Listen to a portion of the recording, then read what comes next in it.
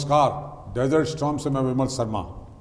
चाय पे चर्चा पे आज हमारे साथ एक ऐसे होनहार, बहुप्रतिभा के धनी, मात्र 23 वर्ष की उम्र में जिन्होंने एक किताब लिख डाली और 21 वर्ष की उम्र में उनको डॉक्टरेट की उपाधि मिली।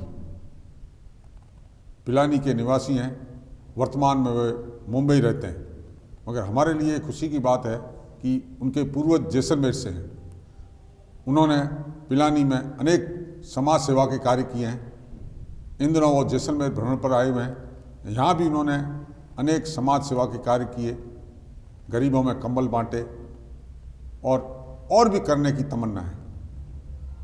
हमारे बीच हैं डॉक्टर मधुसूदन मालानी। हम उनका स्वागत करते हैं हमारे स्टूडियो में।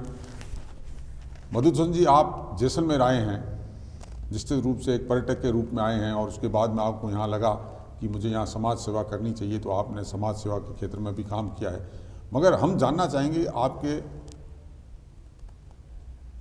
बारे में कि आप किस तरह से मुंबई में रहते थे, मुंबई में किस तरह से पढ़ाई की आपने, किस तरह से आप वापस पिलानी आए और समाज सेवा क्षेत्र में जुड़े। खम्मा घड़ी विमल जी, सबसे पहले तो आपका मैं बहुत बहुत धन्यवाद करना चाहता हूं कि आपने ये मंच बनाया है जिससे आप लोगों से रूबरू होते हैं और लोगों की बात जनता तक पहुंचाते हैं। और मैं विशेष रूप से आपके डेजर्ट स्टॉर्म को हृदय से धन्यवाद देना चाहता हूं कि आप लोग इतना सराहनीय कार्य कर रहे हैं। और जैसे कि आपको विदित है, जैसलमेर में हम आए थे तो हमने यहाँ पे काफ़ी यहाँ की जो कला है, संस्कृति है, उनसे रूबरू होने का मौका मिला। यहाँ के लोगों से मिले, उनसे बातचीत करी, उनके विचार समझे देश के प्रति, राजस्थान के प्रति, हमारी संस्कृति के प्रति। और सबसे ज़्यादा जो मुझे अच्छा अनुभव कल हुआ था जब हम एक मानसिक पीड़ित जो बच्चे रहते थे उनके वहाँ गए थे और हमें उन्हें भोजन सेवा कराने का एक लाभ प्राप्त हुआ था। तो उस समय मेरे दिमाग में ये विचार आए कि हम कितने भाग्यवान हैं कि प्रभु ने हमें एक मस्तिष्क दिया है जिसके कारण हम सोच सकते हैं, विचार कर सकते हैं। और अगर ये मस्तिष्क का हम जीवन में जो कहते हैं मनुष्य के उद्धार के लिए या पशु पक्षियों के उद्धार के लिए अगर हम इसे यूज़ नहीं करें तो मैं मानता हूँ ये एक बहुत बड़ा दुर्भाग्य होगा हमारे लिए। तो इसीलिए आज कल भी हमने जो ये प्रकार से एक प्रक्रिया करी थी, उसके बाद में पाक विस्थापित जो बस्ती थी वहाँ पे भी कंबल वितरण का एक छोटा सा कार्यक्रम किया था। तो इसी प्रकार से इन चीज़ों से जनता से जुड़ाव होता है और जैसलमेर की परंपरा जो संस्कृति रही है उनसे भी एक रूबरू होने का मौका मिलता है। आपके बारे में कहा जाता है कि पूत के लक्षण पालने में दिखते हैं। ये एक बहुत पुरानी कहावत रही है कि जिसमें जो योग्यता होती है वो बचपन में दिख जाती। तो आप शुरू से ही प्रतिभावान रहे हैं। स्कूल के ज़माने से आपने किस तरह से पढ़ाई की, आप किस तरह से आगे बढ़े, उसके बारे में हमें जानकारी दें।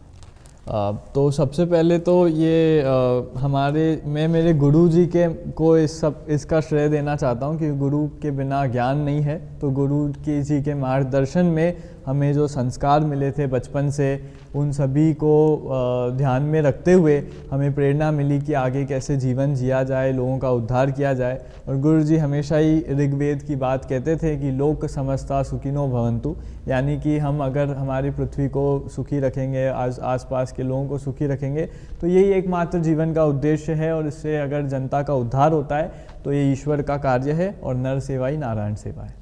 आप और आपका परिवार लंबे समय से समाज सेवा से जुड़ा है, हमेशा गरीबों की, दुखियारों की, ज़रूरतमंदों की मदद करता रहता है। पिछले जब 3 साल पहले जब कोविड की महामारी आई एक तरह से विश्वव्यापी, तो उस दौरान आपने पिलानी में किस तरह से कार्य किया था? पिलानी के लोग आज भी बताते हैं कि बहुत आपके एहसानमंद है। कई लोगों की आपने जान बचाई थी, कई तरह के ऐसे कार्य किए जिससे लोगों को राहत मिली थी। तो उस संबंध में हमें बताएं। तो शुरुआत में जब हम जैसे पिलानी में कोरोना की लहर आई थी, तो ये तो कोई नई बात नहीं है कि एक महामारी के रूप में आई थी और सभी लोग पीड़ित थे, चाहे वो देश हो चाहे विदेश हो।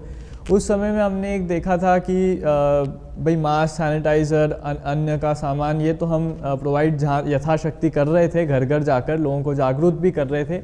लेकिन जो दूसरी लहर थी उसमें जो एक देखने को मिला था कि ऑक्सीजन की किल्लत अधिक रूप से हो गई थी। और क्योंकि हम बिरला सार्वजनिक अस्पताल पिलानी से जुड़े हुए हैं तो हमने देखा कि लोग पेशेंट लाते थे और दरवाजे पर उनकी मृत्यु हो जाती थी सांस भरने के कारण या इत्यादि, और हमारे पास ऑक्सीजन की व्यवस्था नहीं हो पाती थी, बेड्स भी अवेलेबल नहीं थे। ये तो एक विश्व में ही एक लड़ाई के प्रकार से थी।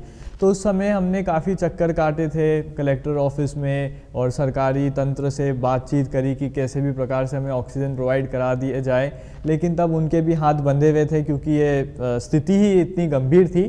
तो उस समय हमने निर्णय किया था कि ऐसे तो काम नहीं चलेगा। तो तुरंत प्रभाव से हमने एक ऑक्सीजन प्लांट की नींव रखी और उसे पूर्णतः स्थापित भी कर दिया था। और ये डेनमार्क से सारी मशीनें इंपोर्ट होके आई थी और मैं मानता हूँ ये हमारे ज़िले का सबसे पहला निजी ऑक्सीजन प्लांट बन के रह गया था। और अभी भी जब कोविड की लहर आने की संभावित लहर बता रहे हैं तो आज हम गर्व से कह सकते हैं कि बिरला सार्वजनिक अस्पताल और भी बेहतर रूप से तैयार है कोविड से लड़ने के लिए, और हम सब आप जनता की सेवा के लिए हमेशा तत्पर हैं। बिरला सार्वजनिक हॉस्पिटल पिलानी में है, वो एक तो कार्य करती है, उसके अलावा भी आपकी समाज सेवा में पशु के क्षेत्र में पशुओं की अस्पताल या ये सार्वजनिक, ये तो बात हुई कोविड के टाइम की जो आपने मदद की, उसके अलावा आपकी चैरिटी के माध्यम से क्या क्या कार्य होते हैं? तो बेसिकली जैसे कि जब हम शुरुआत में जाते थे तो रास्ते में आप देखते हैं कि जो बेसहारा पशु है इनका कोई सहारा नहीं है, कोई गाड़ी रैश ड्राइविंग कर लेती है तो इसके चपेट में आ जाते हैं, क्योंकि मनुष्य ने पशुओं की भी जगह एक प्रकार से ले ली है, तो उनके लिए भी घूमने के लिए जगह बची नहीं है। तो कभी कभी वो रास्ते में आ जाते हैं, उनकी आकस्मिक मौत भी हो जाती है, अन्य कारण है, कई कारण है। तो इस परिस्थिति में हमने बिरला सार्वजनिक अस्पताल के अंदर ही एक पशु चिकित्सालय का निर्माण किया था, जिसमें जो बेसहारा पशु है उनके लिए निःशुल्क इलाज होता है पूरे ज़िले में। तो हमारी टीम जाती है, उन्हें जो भी फर्स्ट एड या उपचार की आवश्यकता है वो उन्हें प्रोवाइड करा देती है मौके पे। तो क्योंकि ये भी एक ज़रूरी है हमारे इकोसिस्टम में, क्योंकि पशु पक्षियों के से ही हमारा जीवन चलता है, मनुष्य का तालमेल बना रहता है और प्रकृति की सेवा है आखिरी में। तो ये कुछ कार्य जो हमने किए थे। साथ ही जैसे झुंझुनू ज़िले में पानी की बहुत किल्लत है, कई जगह दूर दूर तक पानी नहीं मिलता है, तो ऐसे गांव ढाणी जाकर हमने बोरवेल भी खुदवाए हैं जहां भी आवश्यकता हो। कोई हरिजन बस्ती है वहां भी हमने करवाए थे, और इत्यादि जहां भी व्यवस्थाएं दिखती है उनके लिए भी हमने काम किया था। साथ ही महिलाएं, क्योंकि पिलानी में मटका प्रथा या पूरे झुंझुनू ज़िले में मटका प्रथा भी चलती है, जिससे एक महिला के रीढ़ की हड्डी में दिक्कत आती है, बच्चों की पढ़ाइयों पे इफ़ेक्ट होता है और दूर दूर तक चल के पानी लाना पड़ता है। तो इसके लिए हमने एक वाटर व्हील, जिसे वाटर ड्रम कहते हैं, जो स्वचालित होते हैं, उसमें कम से कम 90 लीटर पानी की कैपेसिटी उसमें होती है और आप आराम से उसको ला जा कर सकते हैं। तो ये भी हमने वितरण किए थे काफ़ी जगह जगह जाकर। आपने नर्स सेवा, नारायण सेवा कोई एक तरह से ध्येय माना। आपने जिस तरह से कहा कि पशुओं के लिए चारागाह नहीं रहे हैं, गोचर भूमि नहीं रही है, ये बात आपकी एकदम सही है कि इसी कारण से पशु उनसे शहरों की तरफ पलायन कर रहे हैं, उसके दुर्घटनाओं में मौत हो रही है, मूक पशु मर जा रहे हैं, पशु पक्षियों की वही स्थितियाँ हैं। तो आपने उस क्षेत्र में बहुत अच्छा काम किया। आपके बारे में एक बात बता दूं, आपने 23 वर्ष की उम्र में एक किताब लिखी है जिसका नाम है मिबुलियंस कोड। कैमरामैन से कहूँगा कि थोड़ा उसको जूम करे। हम इस किताब इन्होंने लिखी है, उसके बारे में भी आपसे हम विस्तृत चर्चा करेंगे, किस तरह से आपने ये जो किताब लिखी है द मिबुलियंस कोड, इसके बारे में बताएंगे। पहले तो उसका अर्थ क्या है? तो मिबोलियन जो शब्द है, ये बेसिकली ये किताब मैंने लिखी थी। मैं ऋषिकेश में 10 दिनों के लिए एक मेडिटेशन के लिए गया था, ध्यान करने के लिए। उस समय हमने जो है सिर्फ जो रॉ सब्जियां होती है उस पर 10 दिन निकाले थे और ध्यान करते थे। तो उस समय काफ़ी प्रश्न जैसे एक नए साधक को आते हैं कि भाई जीवन क्या है और हम कौन हैं और क्यों आए हैं। तो ऐसे प्रश्न स्वाभाविक है, मेरे भी अंदर आए थे और इन्हीं अनुभव को व्यक्त करते हुए मैंने ये किताब लिखी थी। और इसका मूल अर्थ यही है कि मन, शरीर और आत्मा, यानी माइंड, बॉडी, सोल, उससे ये मिबोलियंस बनता है। जिसके कारण अगर हम देखें तो जीवन में यही सत्य मैं मानता हूँ क्योंकि यही ईश्वर का भी रूप है, पंच महाभूतों का शरीर है, पंच महाभूतों में ही मिल जाना है आखिरी में। तो अगर इसके माध्यम से जनता की सेवा होती है तो मैं मानता हूँ ये एकमात्र जीवन का उद्देश्य बन जाता है। तो इसी की प्रेरणा से ये किताब लिखी गई थी। चाय पे चर्चा पे हम डॉक्टर मधुसूदन मालानी से चर्चा कर रहे थे। एक ब्रेक के बाद फिर उनसे चाय पे चर्चा करेंगे। अब तक उन्होंने जो समाज सेवा के क्षेत्र में बात बताई, अब राजनीतिक क्षेत्र की और अन्य क्षेत्र के संबंध में भी बात करेंगे। मिलते हैं ब्रेक के बाद। नमस्कार, आप देख रहे हैं डेजर्ट स्टॉर्म न्यूज़। जैसलमेर से जुड़ी सही, सटीक और निष्पक्ष खबरें देखने के लिए हमारे चैनल को आज ही सब्सक्राइब कीजिए और बेल आइकन दबाना न भूलें ताकि आपको समय समय पर नोटिफिकेशन मिलता रहे। Desert Storm News Facebook, Instagram और ट्विटर पर भी अवेलेबल है, जिसका लिंक आपको नीचे डिस्क्रिप्शन बॉक्स में मिल जाएगा। आज ही हमारे चैनल को सब्सक्राइब, शेयर और फॉलो ज़रूर करें।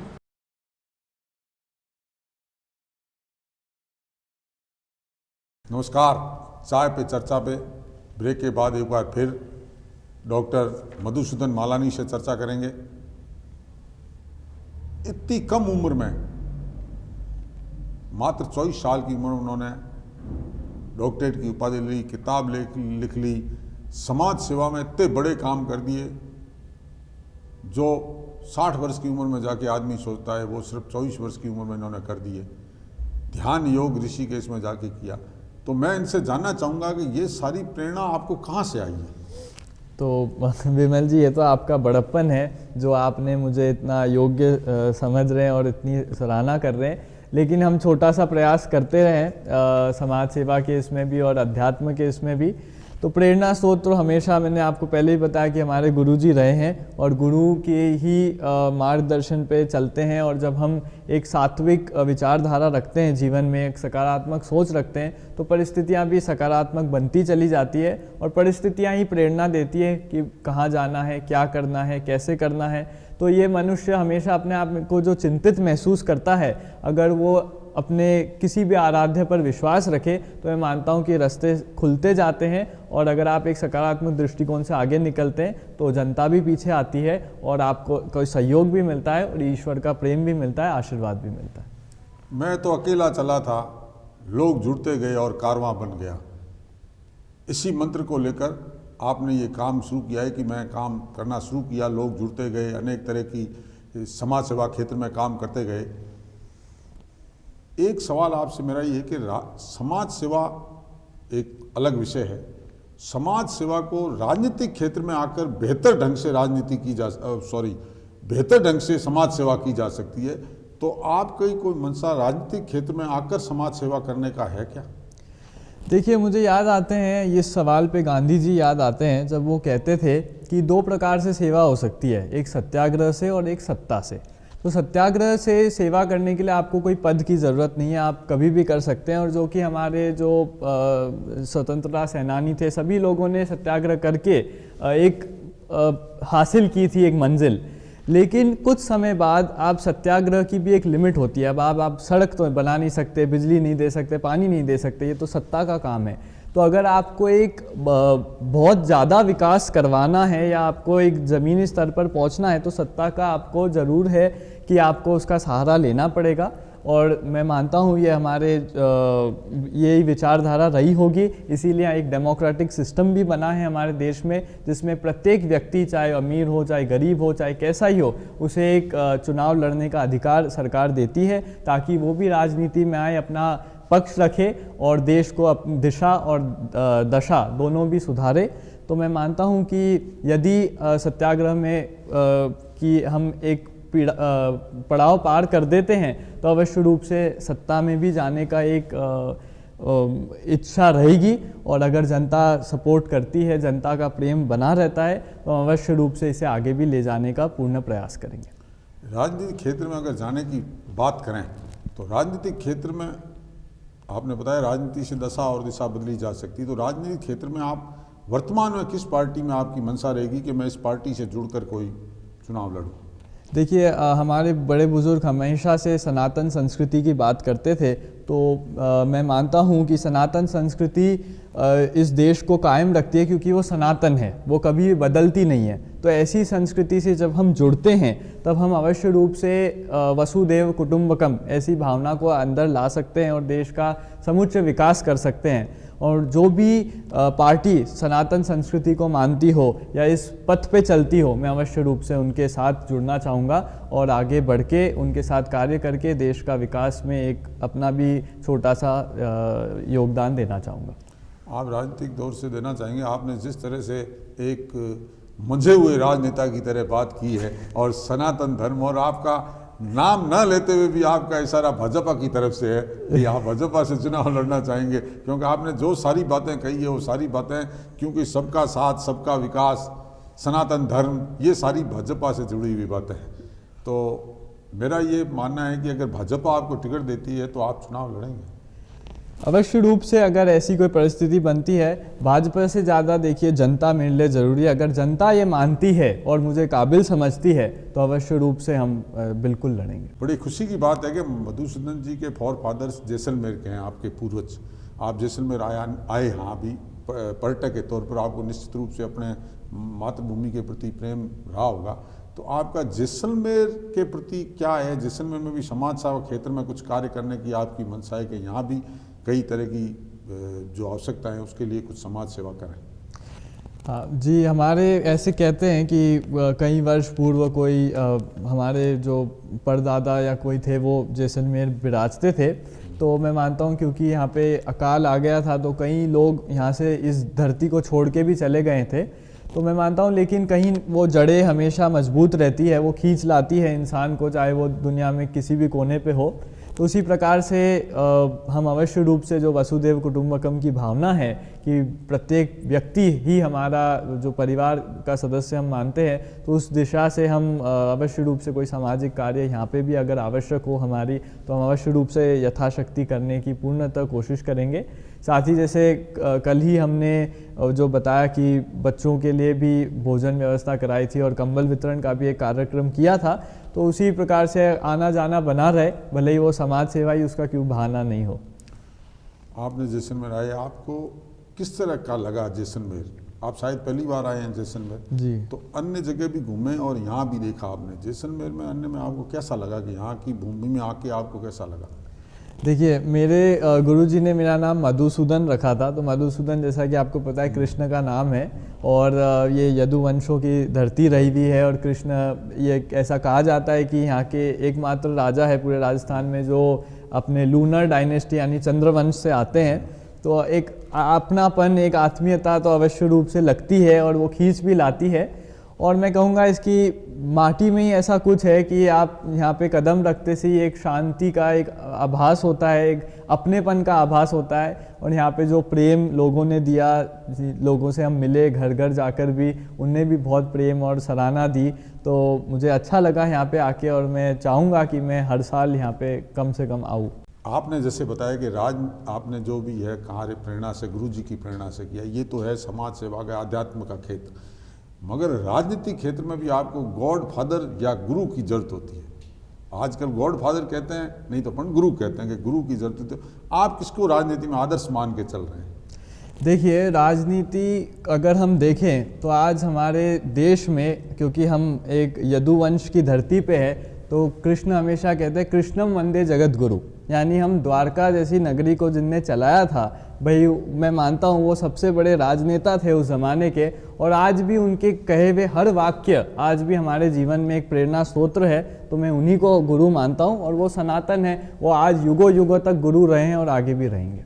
भगवान कृष्ण से बड़ा राजनीतिक ही कोई हुआ नहीं है। बिल्कुल। तो आपने अपना गुरु जिसको माना है तो निश्चित रूप से सारी बाधाएं पार होगी और आप आगे बढ़ेंगे, ये हमारी शुभकामनाएं हैं।